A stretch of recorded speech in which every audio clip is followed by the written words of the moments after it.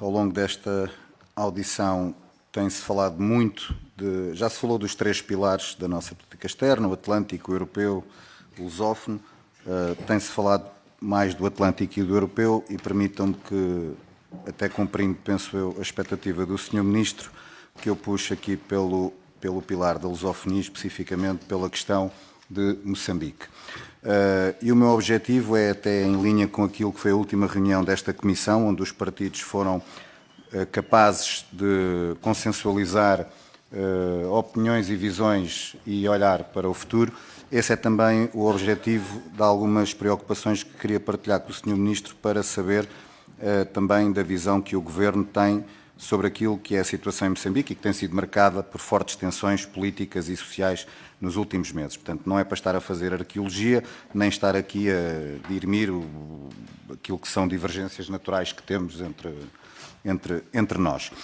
Desde que o Sr. Ministro esteve em Maputo, na tomada de posse de Daniel Chapo, até hoje, que aconteceram várias coisas, para além da população moçambicana continuar a demonstrar a sua resiliência, a sua insatisfação por aquilo que aconteceu, portanto, muito naquilo que é um espírito que está em torno de uma palavra, que é Ana Malala, a forma como se recusam a pagar portagens, a forma do banho de multidão que recentemente deram em Tete a Venâncio Mondlane, mas aconteceram três acontecimentos que eu penso que são importantes para analisarmos aquilo que está a acontecer.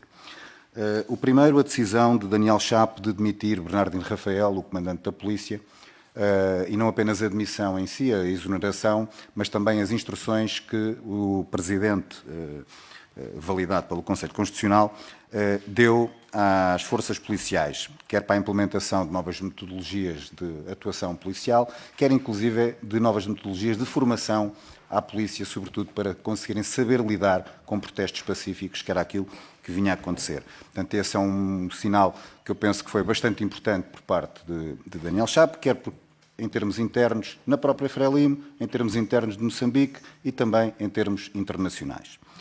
O segundo ponto já não é tão positivo ou tão esperançoso, digamos assim, foi a decisão de Daniel Chapo de nomear para Ministro da Justiça Mateus Saizé, que era membro do Conselho Constitucional, que validou umas eleições que, na nossa opinião, não foram justas, e, portanto, aqui já um sinal preocupante destes últimos tempos. E há um terceiro momento, que é, saiu o relatório da Missão de Observação da União Europeia. Não vou citar um conjunto vasto de partes do relatório. Resumindo, diria que o relatório é arrasador para aquilo que foi o processo eleitoral e o pós-processo eleitoral. Fala de anomalias e erros graves e extrema falta de transparência, evidente inclinação de condições de concorrência, delimitação não nítida entre o partido e recursos estatais, repressão violenta dos protestos, processo de contagem complicado e ineficiente, casos de alteração fraudulenta dos resultados. Portanto, isto são citações do relatório da Missão de Observação da União Europeia. E, portanto, desde o momento passando a fase da tomada de posse e estes acontecimentos destes últimos meses, gostaríamos de saber também como é que o Governo está a acompanhar, a ver, ir um bocado mais além de dizer que estamos abertos a canais de diálogo, reconciliação. Já antes da tomada de posse, nós, Iniciativa Liberal, já alertávamos para aquilo que acreditávamos ser uma necessidade de se criar um processo para novas eleições. Não sabemos se essa é a posição também do Governo ou não. É, por exemplo, a posição de alguns governos que até emitiram uma declaração conjunta, como Estados Unidos, Reino Unido, Canadá, Noruega e Suíça. E, portanto, gostaríamos de saber, à data de hoje, como é que o Governo vê a situação em Moçambique. Não fugindo de Moçambique, depois, mais para o futuro, há uma questão que nos preocupa, que é aquilo que é a cooperação entre Portugal e Moçambique, nomeadamente a questão bilateral e cooperação ao nível militar. A nossa cooperação tem sido, sobretudo, ao nível da formação.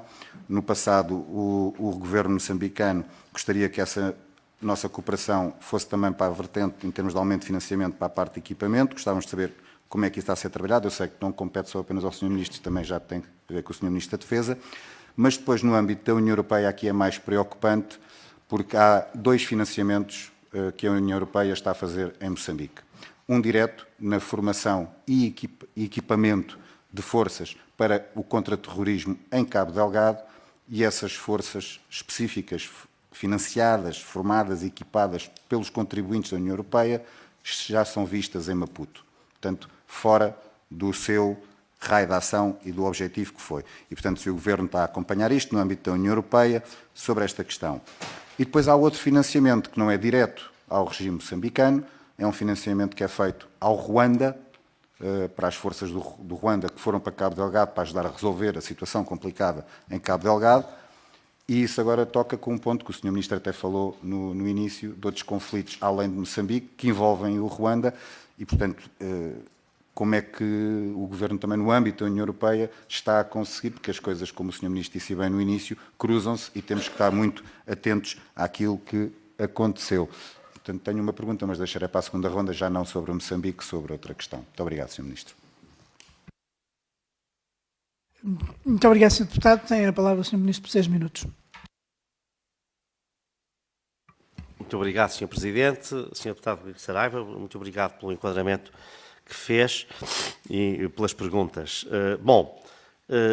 Sinceramente, eu quanto à questão de Moçambique, aquilo que eu acho e aquilo que encontrei e que tenho encontrado recorrentemente é pela disponibilidade do novo Presidente para o diálogo e para fazer reformas. E penso que essa oportunidade deve ser aproveitada. Claro que isto implica também que os partidos de oposição que têm um caderno,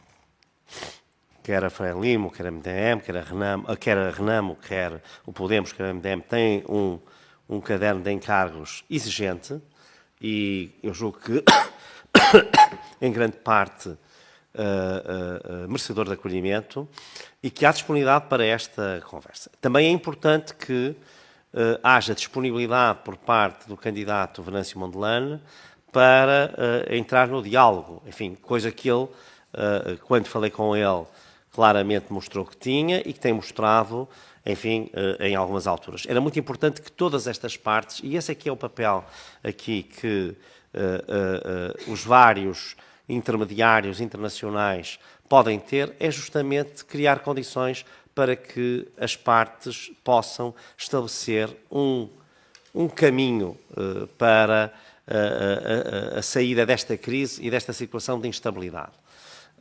Sinceramente, é isto que nós podemos fazer e é isto que nós devemos fazer, do meu ponto de vista. Depois, obviamente, não posso comentar de uma forma, digamos, por ser ministro de um governo em funções e ter que respeitar, obviamente, a autonomia e a soberania de Moçambique, obviamente nomeações ou exonerações que o Presidente faça, isso é evidente. Mas essa análise os partidos podem fazer, enfim, e com certeza que farão.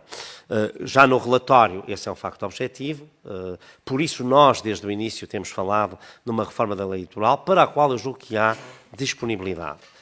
Eu sei que esse faz parte do caderno de encargos, muito claro, dos partidos de oposição com representação parlamentar, ou que obtiveram mandatos para o Parlamento. Eles claramente exigem uma reforma eleitoral, até exigem uma reforma constitucional de outro tipo, e, portanto, eu acho que temos de estar muito atentos a esse ponto, e é isso. Agora, o que eu queria chamar a atenção é, para nós podermos ter um papel útil, é fundamental que tenhamos também alguma contenção. Digo nós, Governo, não estou a dizer a sociedade civil nem os partidos, de maneira nenhuma. Ao contrário, esses devem, obviamente, são totalmente livres para expressarem as suas posições. Mas nós temos que ter alguma contenção e é isso que eu tenho feito permanentemente. E isto é uma posição do Estado português, concertada. Eu às vezes vi aqui, e até vi em Moçambique, pessoas dizer, bom, é o Ministro dos Estrangeiros. O Ministro dos Estrangeiros não vai a Moçambique se o Primeiro-Ministro e o Presidente não quiserem.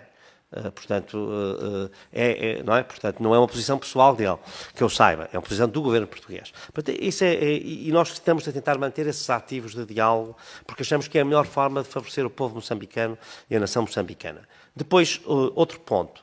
Quanto ao apoio à formação, sinceramente, a informação que nós temos é a que nós temos. Enfim, não a verifiquei nos últimos dias, portanto, é de que nunca o exército moçambicano interveio nestas matérias e muito menos aquele que tem apoio europeu.